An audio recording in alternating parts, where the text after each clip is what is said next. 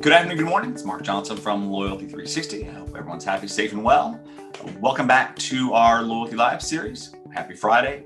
In this series, as you know, we talk to the leaders in customer channel and brand loyalty about the technology trends and best practices they are seeing that impact a brand's ability to drive unique experiences, deeper engagement, but most importantly, customer loyalty. In the month of April, we embarked on a mini series around customer loyalty. We looked at the trends that are impacting customer loyalty. We did a survey earlier this year that came up with the top 3 trends, which we're going to be talking about today. These trends have impacted us already and are impacting us going forward. Today, we actually have the pleasure of speaking with Kim Welther, who is a vice president at Baesman. Kim, how are you today? I'm great, Mark. How are you? Doing well, thanks. Kim's up the road in Columbus. We're in Cincinnati, so we're somewhat neighbors, which is always good. So let's talk a little bit about your background and your role with the company, and also it'd be great to give a little overview of what Baesman does for those who may not know. Yeah, sure. So I currently lead our CRM and loyalty division at Baesman. And prior, I was on the brand side, worked in the marketing department at Victoria's Secret.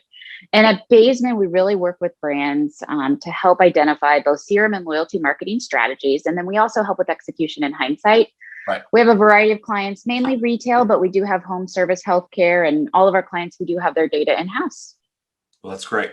And I think you provide a pivotal role for marketers these days, because a lot of people have programs or processes that they're kind of locked into. They could have long-term agreements with some of these technology providers, and you can kind of come as a stand beside and kind of bring some insight to them, right? Simplify some of their communication, help with automation, but most importantly, give some simplicity, clarity, and actionability around kind of disparate data sources, correct?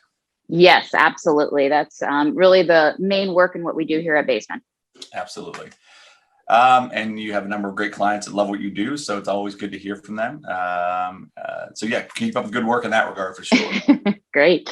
So the last year has been challenging for all of us, right? With regard to COVID, everything we've been through. Consumers are changing as we continue to see and hear. What's the primary manner by which you think consumers are changing in some of the work that you're doing and seeing? Yeah, absolutely. I know it's been a tough year, but it's also been a really good year for a lot of brands. We've seen consumers have really found a renewed interest in shopping and home improvement, and brands have had to find ways to accommodate this new shopping behavior. And a lot of brands have really thrived in this new environment and have quickly adapted to what's been going on.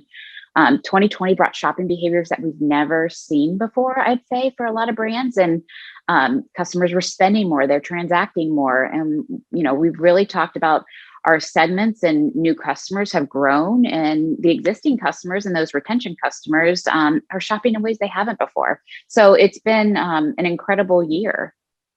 Absolutely. And as I mentioned, we surveyed our partners earlier in the year. It was part of the Q1 Digital Magazine. And what we saw was kind of a top 3 trends or opportunities that marketers have with regard to customer loyalty that brands are needing assistance with. So the 3 areas were data integration, personalization, and agility. Obviously unique, but also very much aligned. When you look at data integration, the importance of data is obviously never been more so. Brands talk about it. They need to create some simplicity. They know what they need to do, but sometimes they're challenged in getting there. How do you think brands should change the manner by which they're looking at data and leveraging data to help them exceed the customer expectation to create deeper loyalty? Yeah, absolutely. I think the expectation from the customer at this point is, you know me, you know where my order's at, and you know what I've bought in the past. And with that certain expectation, our best customers, our loyalists, even our unhappy customers are setting expectations that they haven't done before. And we really need to make sure that we're equipping our customer facing associates with all of that information so that they can answer those type of questions that are coming at them. The expectation is higher than it's ever been on the brand to make sure that customer experience is winning. And you really want to make sure your data is clean and that you're providing that single view of the customer, because once we don't trust the data, we have to stop, or we're going to sacrifice that customer strategy and that customer experience and all the testing and work we're doing. So the data has to be clean, and then customer facing to those associates too. Absolutely. What is a kind of one thing or a couple things that brands can do to help optimize the data? Because it's coming from kind of a variety of sources: structured, unstructured, social, zero, first, third, just all over the place now. Yeah. Optimization is very important. So, what can brands do to help optimize that data structure to enhance those relevant interactions? Yeah, I think it's really important, especially for the customer experience, to maximize the data you have. If you have a customer file and you have the transaction file, there's a lot that marketers can do with that. And so we have to make it easy for the customers when we're asking for data. So make sure that that user experience online and in retail is really easy. If we start to ask too many questions, we're going to see those walls put up. So I think the best thing is to make sure you look at that customer experience and really sometimes less is more. So what can we do with the information we're provided? And then really just make sure that the marketing team has that information. So as long as it's together and accessible, we can do a lot with a pretty little information. We don't have to ask the customers a ton, but we obviously are big fans of preference centers. Any time where the customer wants to give us information, we'll gladly take it. Absolutely. When you look at zero party data, it's kind of the new area of opportunity, especially with some of the changes with Google, some of the challenges with privacy, and obviously fraud as well. Third party data is somewhat challenged. It still can be used, but it's not and maybe as important and impactful as it was. But zero party data, declared data, gamification type data is more important than ever before. What are you seeing in that regard, and how can brands use that data set to differentiate their offering? Absolutely. I would say zero party data, declared data, that's like gold to marketers. That's our first and foremost what we want. Brands like DSW, Dick's Sporting Goods, Kohl's, just for example, they've really honed that data they've collected on past purchases, purchase frequency, and they send communications that create true brand loyalists. We know many marketers get overwhelmed by the idea of creating a really individualized experience. They're strapped for time, they're strapped for resources, budget. The solution is to get flexible, let your strategy really guide your deliverable. Think of it in terms of, okay, what are we trying to accomplish? Then let the strategy guide the execution. It doesn't have to be overwhelming. Absolutely. Personalization was the next topic we saw, and there obviously is a great deal of focus on personalization. It didn't probably more so than ever before, but doing it and getting it right is still a challenge. We've heard more about hyper personalization. What does hyper personalization mean to you and to Baesman? I think to us, it really means harnessing the data in new ways to really deliver on that individual customer experience. This doesn't mean we put a first name on a piece or we have a different offer. It's about going individual or going deeper into that individual customer and their journey. We need to make sure we understand where they're at within the brand, understand the products they're purchasing, and what's potentially next for them. We don't want to be focused on the bombardment of messages like we have in the past, but maybe potentially a pullback. If we have a seasonal buyer, are we going to talk to them several times a week? And sometimes some brands even daily. The answer to that should be no. And if it's yes, it's time to reevaluate what we're doing. Absolutely.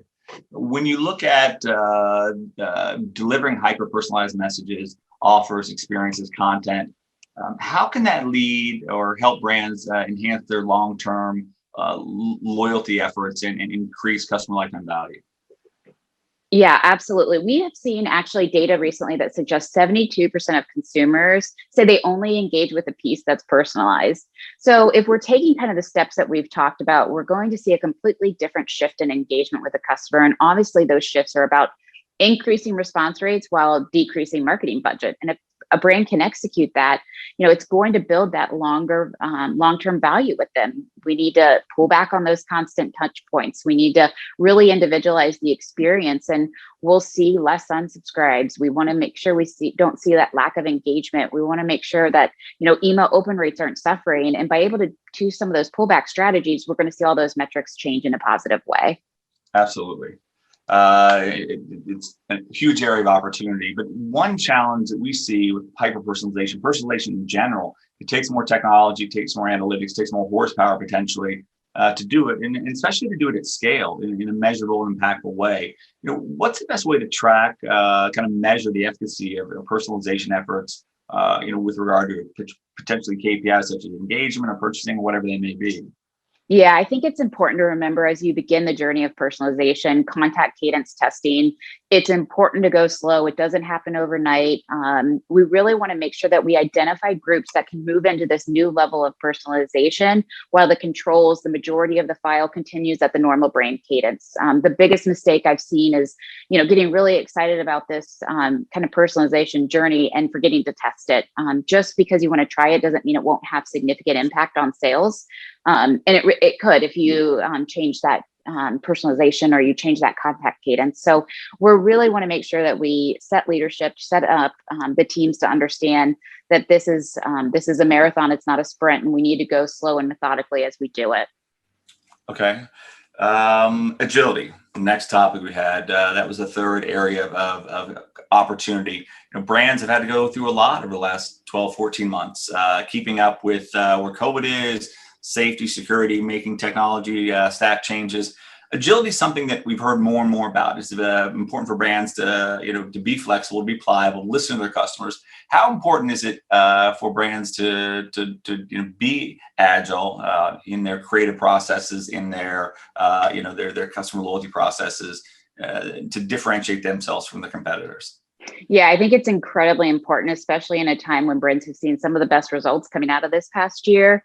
They're challenged to keep that momentum and also not lose those newly retained customers. We're even seeing a lot of brands not even able to comp metrics to last year and having to go back to 2019 because it was such a great year. So you want to make sure your loyalty program is flexible. The benefits are needing to be pulsed throughout the year.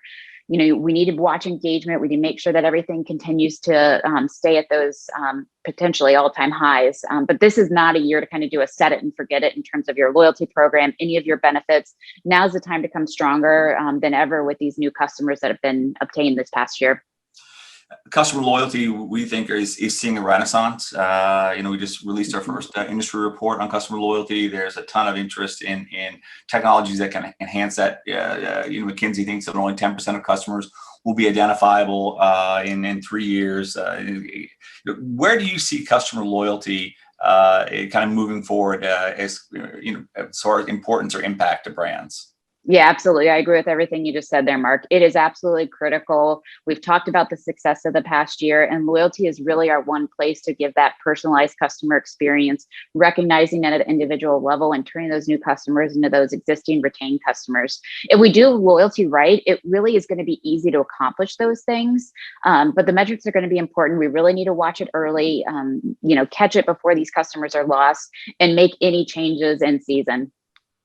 Okay. Customers are changing. We heard a lot about that. You and I have talked about that a number of times. We hear that from brands, marketers, technologists as well. But technology can be very challenging. It is very challenging right now for marketers. How does having the ability to be agile, looking at different technologies, integrating different technologies, help in the customer experience efforts? What are you seeing there? Yeah, absolutely. Mark, you probably know at Baesman, we're big advocates for technology supporting marketing. If your technology is your roadblock, then you won't be successful in your personalization testing and rollout. With the demands of the customer, personalization is becoming an expectation. It's time to make sure that your technology is supporting your needs. We know that technology really needs to be driven by those marketing and strategies. We need to be able to implement those things. Technology can't handcuff us to the strategies of the past anymore. This year is about flexibility, season optimization. It's really unpredictable. So we need to make sure that we're able to move quickly. Absolutely. Since you are, a very respected individual within the industry, you have a lot of great experience and great insight. What are some other trends that you, Baesman, are seeing right now that could be impactful for brands now and going forward, maybe the next 12 to 18 months? Yeah, I think we continue to always stay focused on the customer experience in all areas, pre-purchase, during purchase, post-purchase, having all teams aligned around that experience and then listening to the customer and implementing those changes are going to be a game changer for 2021. And I think within that customer experience, a lot of what we talked about today and the personalization and the data, that's really the crux of being able to roll that out into 2021. So I think always keep that customer experience forefront. That's always going to be a focus and something that we're always looking to make better. Okay. Well, Kim, it's always great talking with you. Great getting your insight. You're always concise and exact, which is always good as well. And look forward to hearing more from you and Baesman in 2021. Great. Thanks, Mark. Absolutely. And thanks everyone for listening. Join us back next Tuesday for another edition of Loyalty Live. And if you have any questions you want us to focus on, please let us know. Thank you again.